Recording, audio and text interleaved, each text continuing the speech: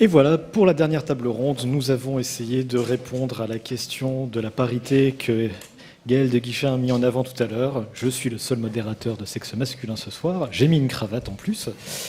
Nous allons aborder surtout la question des musées et des réserves, au niveau des collectivités territoriales. On a vu tous ensemble ce soir différents exemples qui touchaient à des musées nationaux en France, à l'étranger, à des musées d'importance non discutable évidemment. Mais après, il ne faut pas oublier que le maillage territorial fait que nous sommes toutes et tous confrontés tôt ou tard à différentes questions qui font qu'avant de se poser la question de savoir si on doit les faire visiter les réserves, avant de savoir si on doit les ranger, il faut déjà savoir les construire. Et il faut pour cela aussi convaincre les élus et éventuellement les conseils d'administration également pour ce qui est des musées privés. Pour parler de ces questions-là, nous avons invité deux personnalités. À ma gauche, Anne Labourdette, qui est la directrice du musée de la Chartreuse à Douai, et à ma droite, Ludovic Chauvin, qui travaille pour les musées de Strasbourg, plus particulièrement sur les questions de la conservation et des réserves. L'un et l'autre vont témoigner de des questions auxquelles ils ont été confrontés ou ils sont encore confrontés à l'heure actuelle, avec la question des mutualisations de moyens également, lorsque les municipalités ou les collectivités ont plusieurs musées en gestion. Et puis également la question auquel on peut se confronter quand on est un musée seul dans une ville, comment faire pour convaincre ses élus et faire en sorte que le tout puisse se construire en bonne et due forme pour pouvoir ainsi valoriser ce qui est invisible aux yeux des gens. Voilà. Anne, je te laisse te présenter rapidement. D'accord, bonsoir à tous. Donc, je suis Anne Labourdette, la directrice du musée de la Chartreuse de Douai, voisine en fait de Raphaël Baume et de Brice Mathieu, donc non loin de Lens et de Liévin. Je dirige ce musée depuis 2007 et lorsque j'ai été recrutée, c'était précisément pour faire en sorte que le chantier des réserves avance et s'améliore. Donc là, vous avez juste une vue partielle de l'établissement qui abrite à peu près 50 000 œuvres, parmi lesquelles 40 000 sont des plaques de verre, donc un faible volume, on va dire, en matière de conservation. Les collections du musée ont été créées à partir de 1802 sur un fonds de saisie révolutionnaire. Et c'est une particularité de Douai, mais nous ne sommes pas le seul musée en France concerné par la question. Au fur et à mesure que les collections se sont accrues au XIXe et XXe siècle, sur le modèle du musée encyclopédique, eh bien dans le même temps, elles ont décru. Donc c'est très particulier, accroissement dû à des legs, des dons, des donations, et perte monumentale de plusieurs dizaines de milliers d'œuvres lors des conflits mondiaux, pillages, bombardements. Donc aujourd'hui, concrètement, nous ne savons pas encore précisément dire dans quelles conditions ces œuvres ont disparu, si elles sont présentes ou non. Et pour nous, les réserves sont au cœur de notre action, puisque justement, certaines d'entre elles sont difficilement accessibles et nous empêchent de mener à bien ce récolement. En même temps, ce que je voudrais montrer ce soir, c'est que même avec peu de moyens, des solutions existent.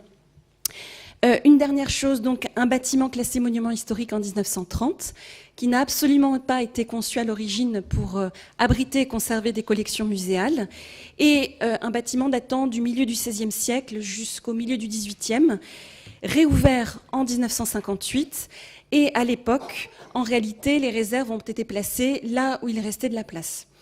Alors, Douai, c'est juste à côté, comme je le disais, de Lens et d'Arras.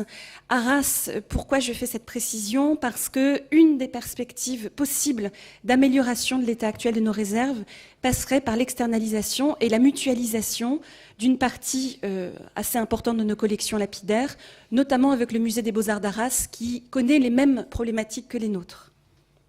Je passe sur le bassin minier, la situation économique et sociale dans laquelle il se trouve. Et donc là, vous avez une vue aérienne de l'établissement. J'ai essayé de localiser les différentes réserves. À gauche, sous des combles datant de la seconde moitié du XVIe siècle, une collection de peintures d'à peu près 816 œuvres, 3000 œuvres d'art graphique et à peu près une centaine d'objets ethnographiques, de fonds textiles. Juste à côté, non communicante, une réserve d'objets d'art, 1520 objets. Et le point commun qu'ont ces réserves, elles sont très difficiles d'accès, elles sont situées au bout d'un seul escalier. La réserve d'objets d'art, donc qui conserve des faïences, des objets en verre et de l'orfèvrerie du XIIIe au XIXe siècle, est située à la pique d'un escalier qui tient plus de l'échelle dangereuse que de l'escalier confortable, et donc pose à la fois des problèmes de manipulation. Concrètement, chaque fois qu'on a une œuvre dans les mains pour la monter ou la descendre des réserves, non seulement nous craignons, nous, l'accident personnel, mais surtout la casse. Alors, le déménagement ne va pas être une mince affaire. Et puis, ces réserves sont régulièrement inspectées lors des passages de la commission sécurité, laquelle hausse ses normes et ses préconisations d'année en année. Et paradoxalement, ce qui a été une contrainte au départ est devenu un atout qui a poussé la municipalité à réfléchir à une relocalisation de ces réserves sous comble.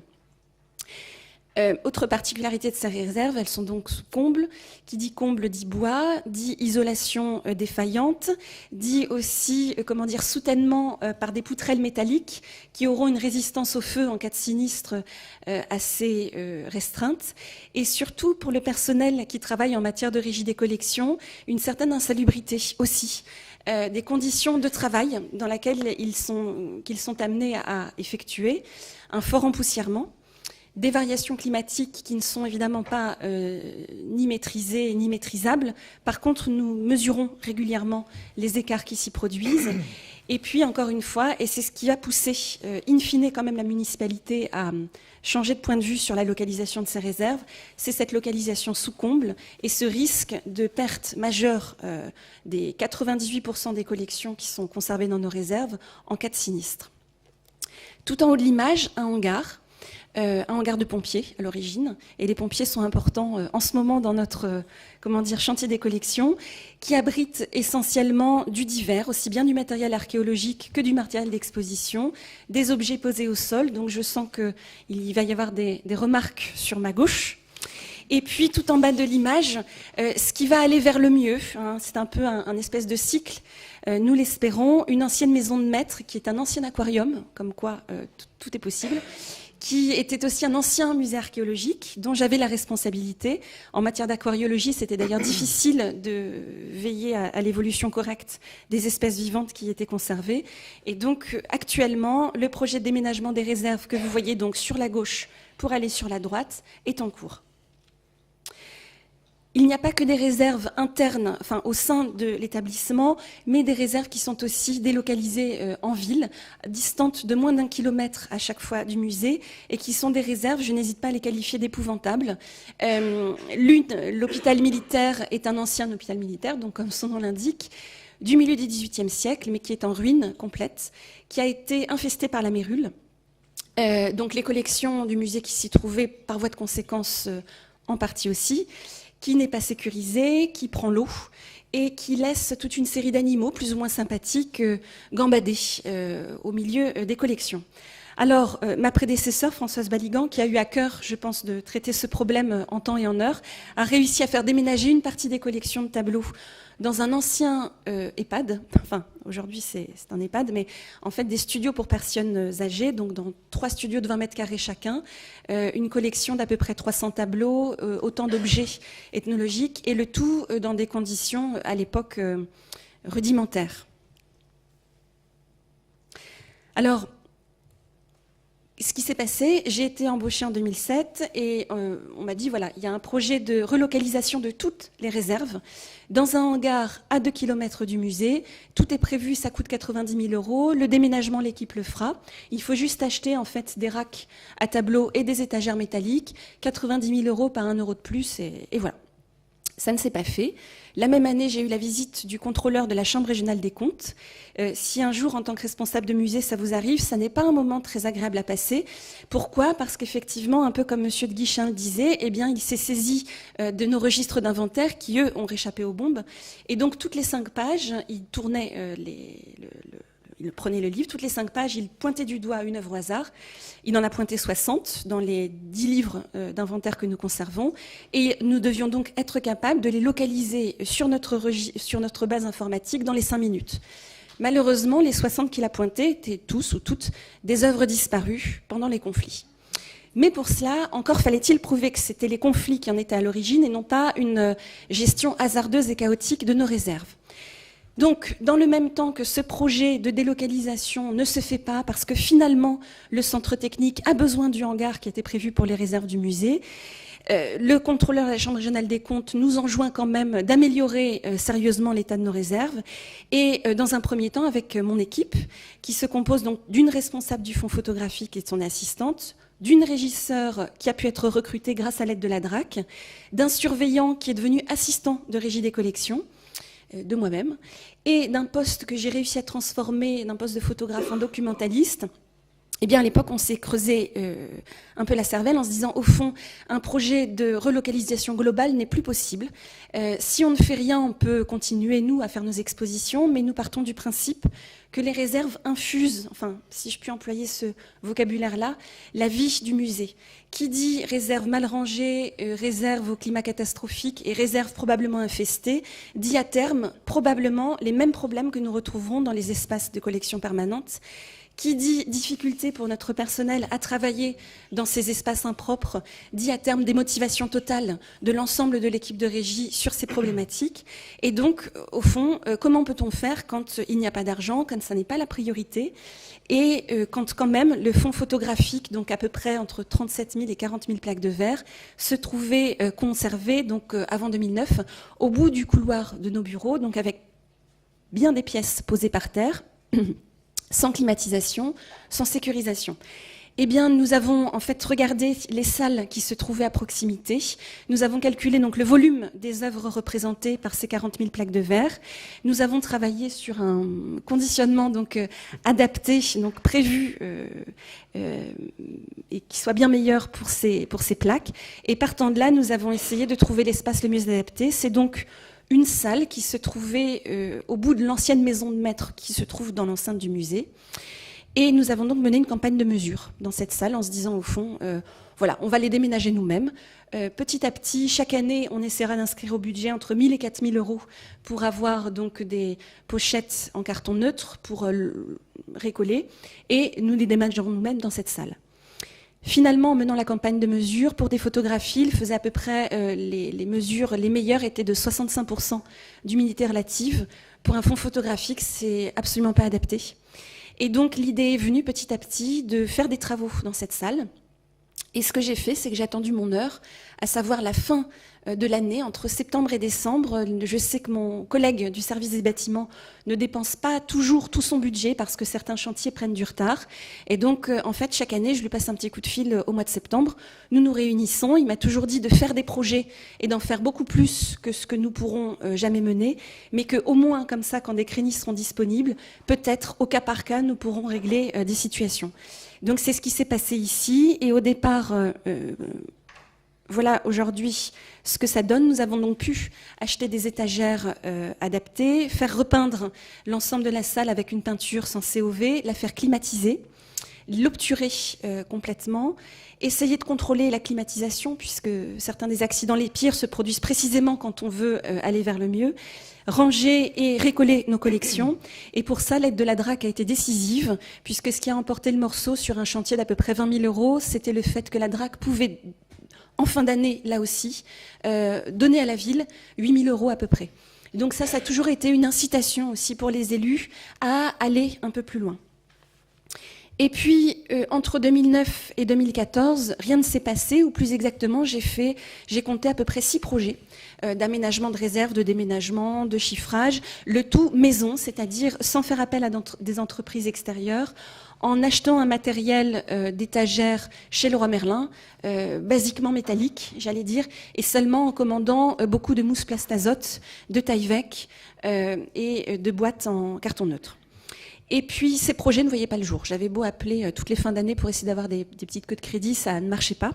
Jusqu'au jour où un nouveau maire a été élu en 2014, a tout de suite constaté que l'état des toitures du musée n'était pas ce qu'elles auraient dû être et qu'à terme, ça allait entraîner d'énormes dégâts sur le bâtiment, et a donc tapé du poing sur la table pour réclamer une subvention à l'État et au département pour que ces travaux estimés à 2,5 millions d'euros ne soient pas qu'à la seule charge d'une ville qui s'appauvrit d'année en année et dont le budget d'investissement est de parfois 7 à 8 millions d'euros par an pour l'ensemble de la ville. Donc 2,5 millions d'euros pour une ville comme Douai, c'est énorme. Bref, qui dit chantier de rénovation des toitures dit immédiatement plan de sauvegarde des œuvres, qui dormait jusque-là, j'allais dire au musée, ça nous a au moins poussé à le réactiver. Qui dit plan de sauvegarde des œuvres dit j'ai demandé une mission d'inspection au service des musées de France. Et là, le jour où le sapeur-pompier en charge de délivrer le rapport a voulu lancer une alarme incendie, nous sommes aperçus que le SSI ne fonctionnait plus. Du fait des nombreuses fouines, alors je suis désolée d'aborder ces questions très triviales après tout ce qu'on nous a présenté tout à l'heure, eh bien des fouines avaient élu en fait domicile dans les combles du bâtiment. Certainement, elles trouvaient à dévorer quelques pigeons, quelques rats et quelques souris, donc elles étaient fort utiles, mais à terme, elles se sont reproduites et elles se sont donc attaquées à notre isolation, qui n'était déjà pas très brillante, mais en plus au câble du SSI. Donc, chantier de toiture, on l'a vu malheureusement récemment, risque accru de sinistres, notamment d'incendie. Donc, il a fallu, si vous voulez, d'abord entamer cette réflexion-là. Et dans le même temps, comme l'ensemble des collections étaient sous les combles, et vous avez ici, en fait, une vision de l'ancienne réserve des peintures. Donc, vous avez absolument tout ce que M. de Guichen nous a dit qu'il ne fallait pas faire. Eh bien, nous le faisions allègrement et difficilement. Donc, impossibilité, vous voyez sur l'image, de manipuler, d'aller sortir un tableau, sans en manipuler au minimum 5. Certaines œuvres étaient devenues invisibles. Et donc, toutes ces raisons ont conduit le maire à dire, de toute façon, à partir du moment où les toitures seront refaites, trouvons une solution pour que les objets n'y soient pas relocalisés après le chantier de rénovation des toitures, et en attendant, travailler sur un chantier des collections.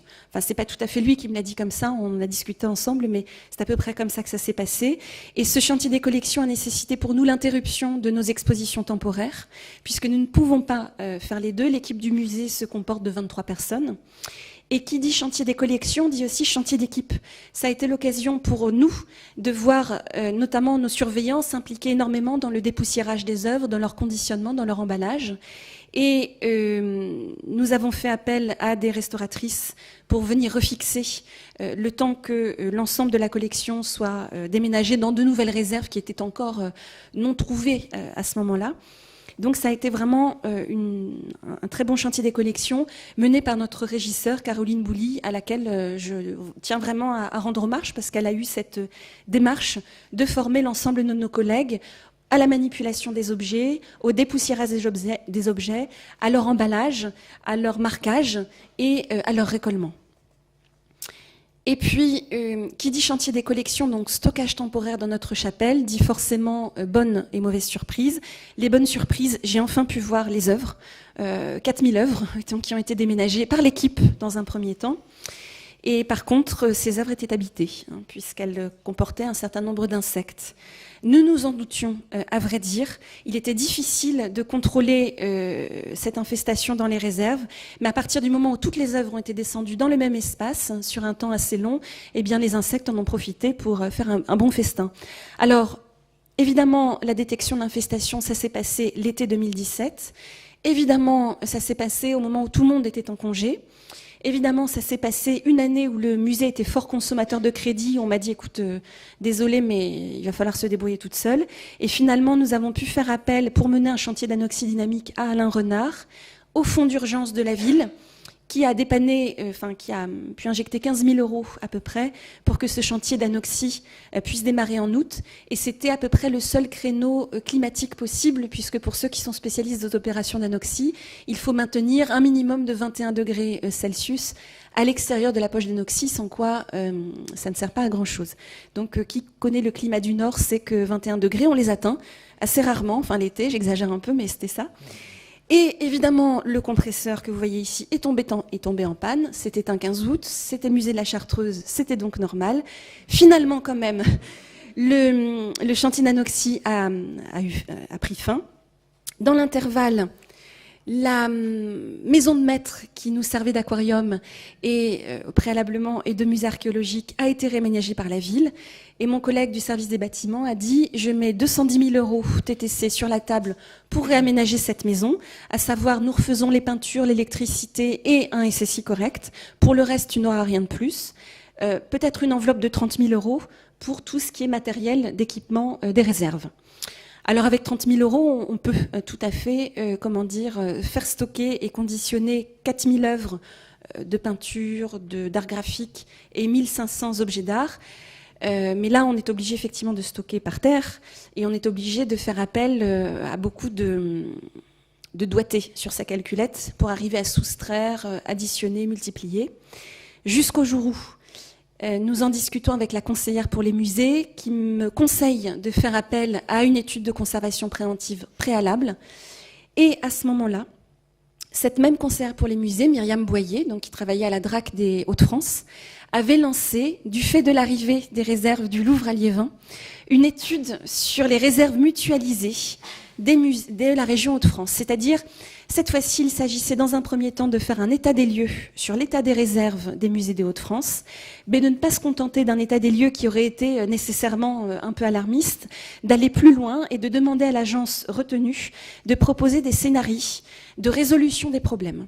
Et donc, il apparaissait que pour un certain nombre de pans de collection, des scénarios de mutualisation étaient possibles. Nous, le bénéfice que nous en avons tiré, c'est que donc nous avions eu l'intervention d'une restauratrice conseil, Isabelle Boischer, qui a pu nous aider à mener à bien une réflexion sur nos nouvelles réserves et qui a dit 30 000 €, vous pourrez effectivement vous en sortir, mais nous vous conseillons d'aller plus loin. Je peux vous chiffrer et vous mettre en œuvre un projet d'aménagement tel que ce que vous voyez là sur l'image. Et le tout a coûté 70 000 € au TTC. Là-dessus, la DRAC nous a accordé à la ville une grosse subvention. Et je termine juste là en disant que tout n'est pas parfait dans ces réserves. Nous mesurons le climat avec des hygroboutons que nous avons achetés chez Thermotrac, mais ça ne suffit pas. Nous sommes donc aussi équipés d'appareils de mesure qui puissent rendre une mesure visible lorsque nous sommes dans les réserves. Le bureau du régisseur est dans les réserves, de manière à ce que tous les jours, il y ait un passage régulier d'au moins une personne dans ces réserves. Et nous n'avons pas pu mettre de store aux fenêtres, donc je me suis souvenue de ce que Éléonore Kissel m'avait dit lors de ma formation à l'INP. Parfois du blanc de meudon sur les vitres, ça peut servir de filtre à l'occasion. Voilà, et donc là, l'ancienne réserve d'objets d'art et la future. Et ensuite, voilà tout ce qu'il nous faudra affronter. Les sculptures de l'hôpital militaire, les tableaux dans la réserve des Foulons et donc le divers dans le hangar des Chartreux. Mais ceci, c'est une autre histoire. J'arrête. Merci beaucoup.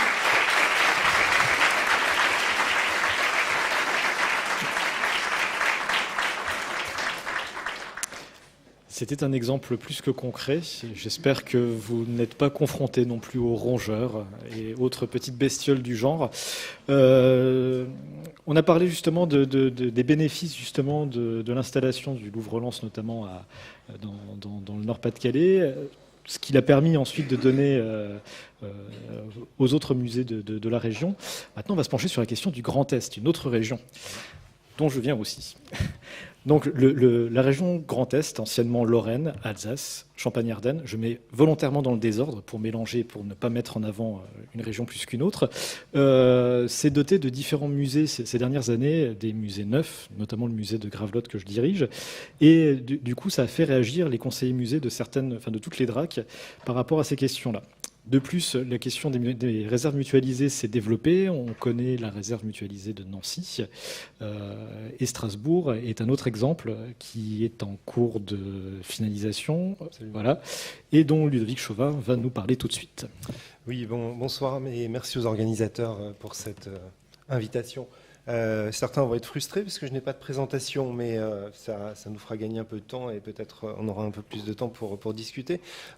Simplement en contextualisant les choses, Strasbourg, je suis régisseur des collections en fait pour la direction des musées de la ville de Strasbourg et je suis également chef de projet pour le pôle d'études et de conservation qui existe effectivement depuis fort longtemps dans les musées. Et j'ai moi également été recruté en 2008 avec cette mission de le développer et de travailler dessus pour le faire émerger.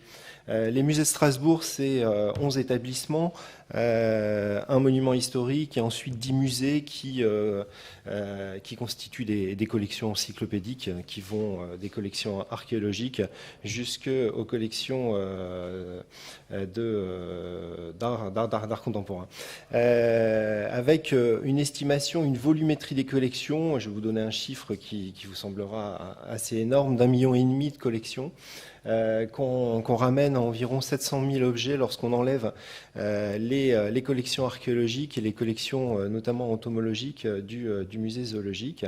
Ça vous donne effectivement la volumétrie. Le besoin ces musées sont constitués en réseau, c'est-à-dire que chaque musée a son individualité scientifique propre, et ensuite en transversalité un certain nombre de services, notamment celui de la régie des œuvres, services techniques, de la communication, de la médiation, de l'administration, etc., travaillent en fait pour l'ensemble des musées. Ce qui est un fait historique qui remonte à la période allemande de 1870, avec l'arrivée de Wilhelm Bode qui importe ça de Berlin. Voilà, tout ça pour donner les éléments de contexte.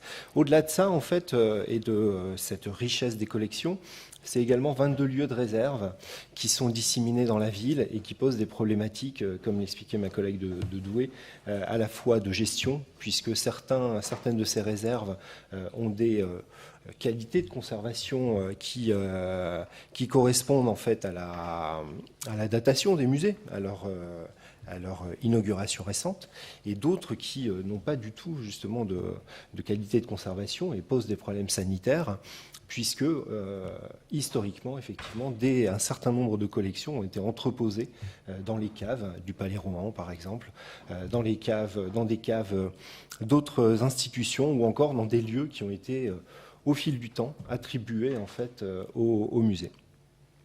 Donc voilà, un problème effectivement par rapport à ça. On travaille depuis, et donc trouver une solution pour stocker ces collections à l'extérieur, les externaliser dans un bâtiment mutualisé, dans une réserve commune, pôle de conservation, apparaît très vite, et on est effectivement, je passe sur le projet lui-même. Je pense que ce qui est important et ce qu'on voulait évoquer ensemble, c'était les moyens effectivement de réalisation de ce type de projet. Et je pense que ce qui a été important, donc le projet de Strasbourg, aujourd'hui c'est un bâtiment qui sera livré de 8000 m², qui va accueillir partiellement les collections, qui a des éléments de visibilité, comme les collègues ont pu le montrer sur des exemples de Marseille ou de Londres.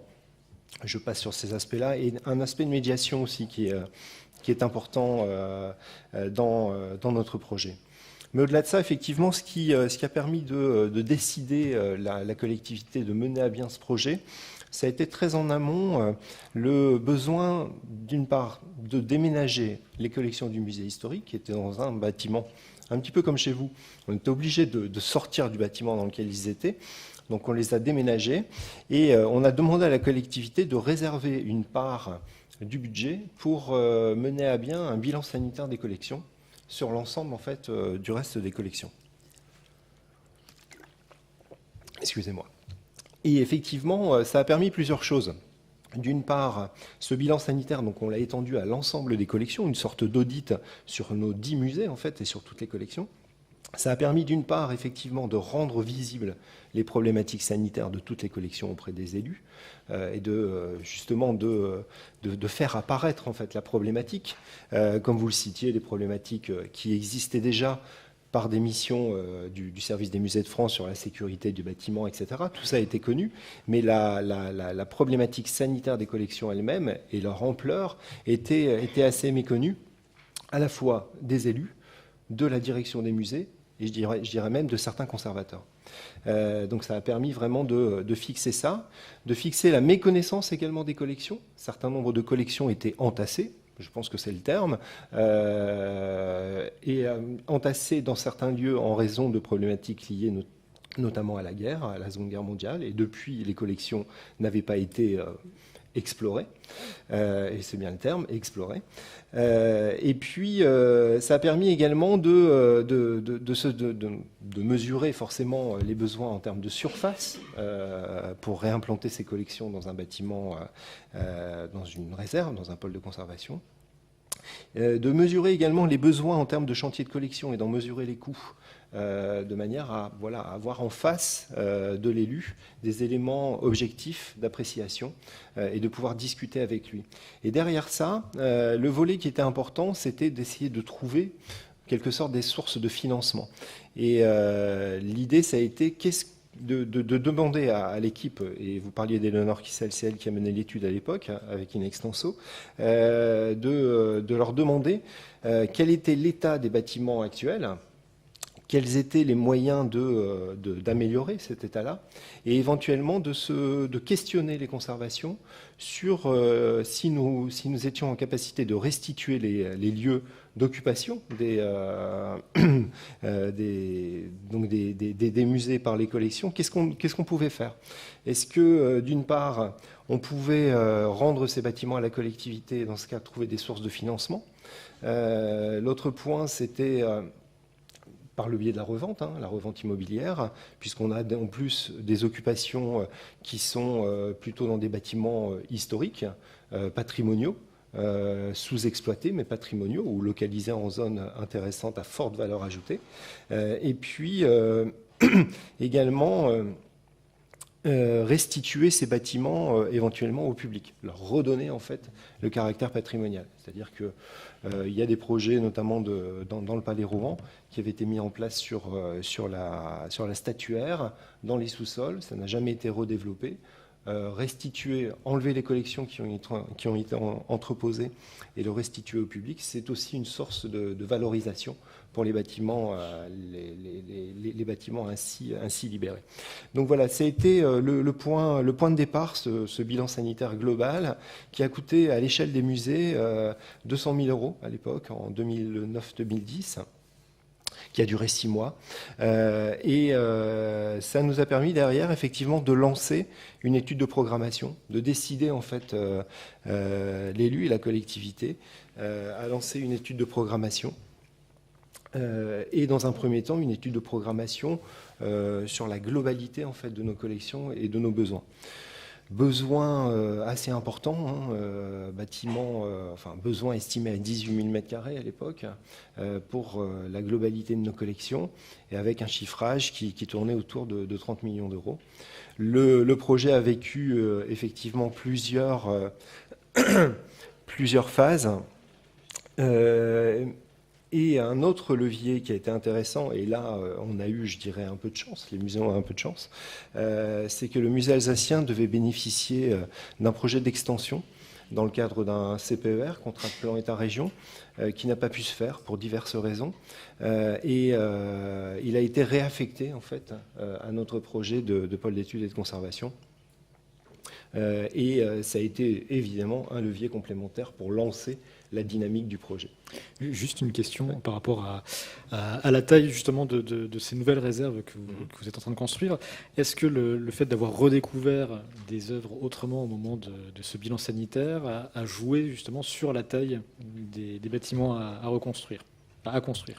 Oui, je pense qu'il y avait effectivement une méconnaissance ou un estimatif à la louche des collections ou de la volumétrie des collections. Le fait de faire le bilan sanitaire par process de sondage, etc., a permis effectivement d'avoir des chiffres beaucoup plus réels et concrets sur leurs besoins et de travailler en plus par gros ensembles. Dès le départ, d'ailleurs, ça a été un raisonnement, Brice en parlait tout à l'heure, ce raisonnement typologique, de ne plus travailler par musée mais de travailler par typologie, a été vraiment un axe effectivement de réflexion qui s'est imposé dès le départ, de manière à pouvoir, alors d'une part, travailler sur ces aspects typologiques et par la suite ça nous a été utile en se disant, parce que le projet actuel est de 8 000 m² alors qu'on en a besoin de 18 000, savoir qu'est-ce qu'on pouvait éliminer par grande typologie.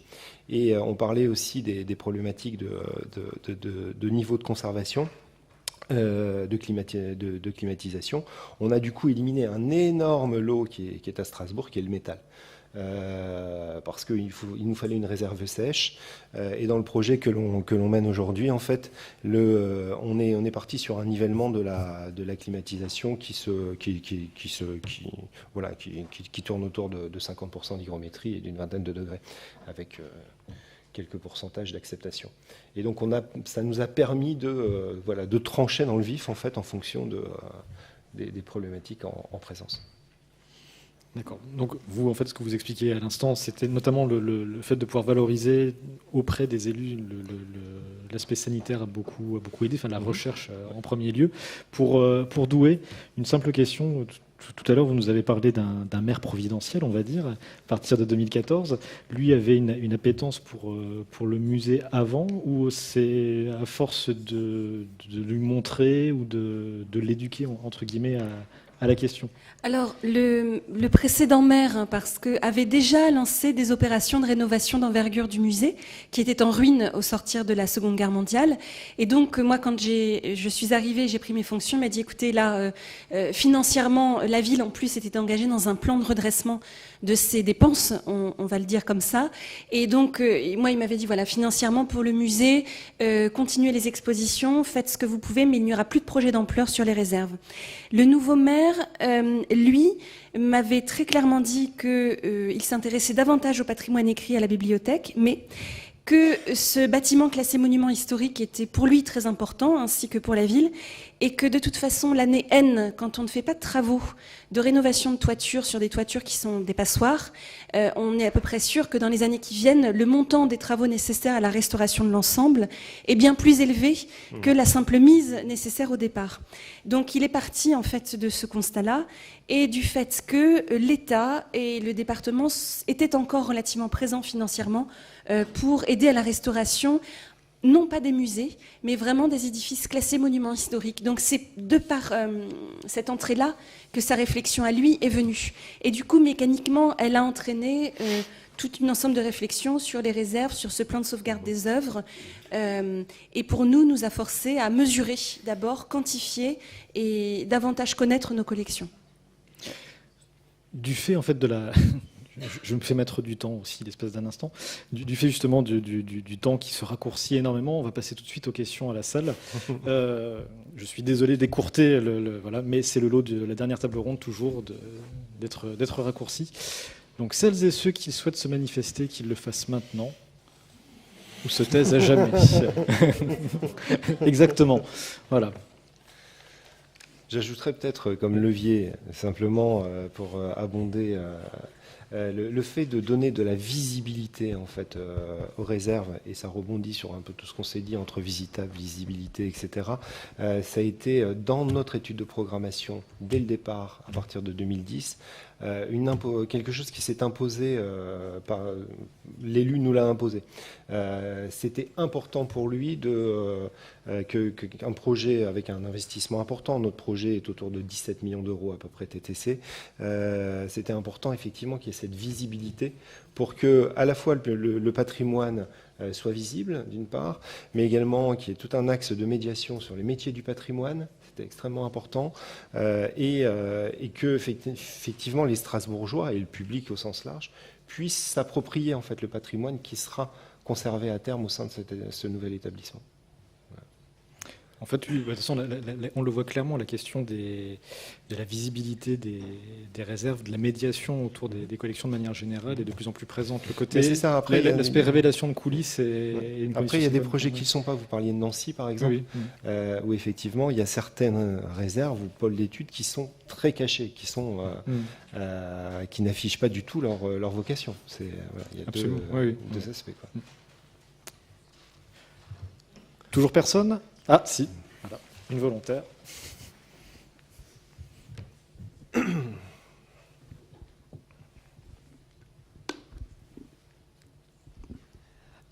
Bonsoir, Aude Baudet, je suis directrice des collections du Centre national des arts plastiques. J'avais juste une petite question par curiosité sur le bâtiment que vous allez construire à Strasbourg. Vous parlez de climatisation, mais est-ce que l'inertie du bâtiment est un point qui a été réfléchi sur le projet de construction? Oui, bien sûr. En fait, évidemment, c'est très frustrant. Je ne vous présente pas le projet, on n'en aurait pas eu le temps. J'en suis désolé. Le bâtiment final est un bâtiment en fait industriel reconverti, donc un bâtiment existant. Et la première chose que l'on a menée en fait sur ce bâtiment, c'est une étude climatique, une étude d'inertie en fait du bâtiment vide.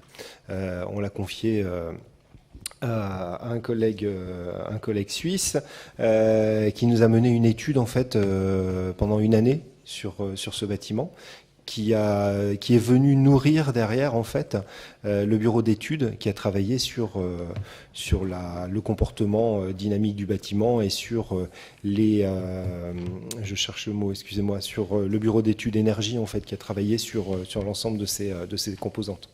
Voilà. Mais effectivement, c'est essentiel. Alors, on n'est pas dans un bâtiment à énergie positive, par exemple, pas du tout.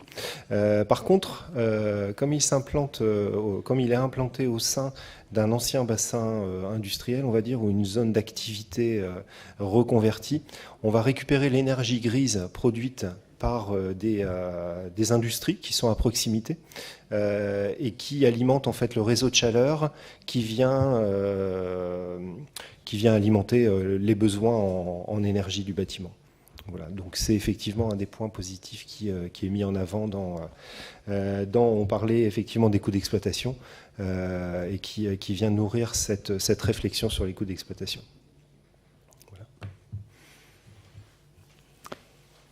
Quelqu'un d'autre ? J'en profite juste pour une chose. L'hygrométrie dans la salle étant tellement peu variable, je vois des gens depuis tout à l'heure qui sont comme ça depuis une demi-heure. C'est pas bon pour votre conservation, je vous préviens tout de suite. Voilà. Merci beaucoup voilà, pour tous. Merci.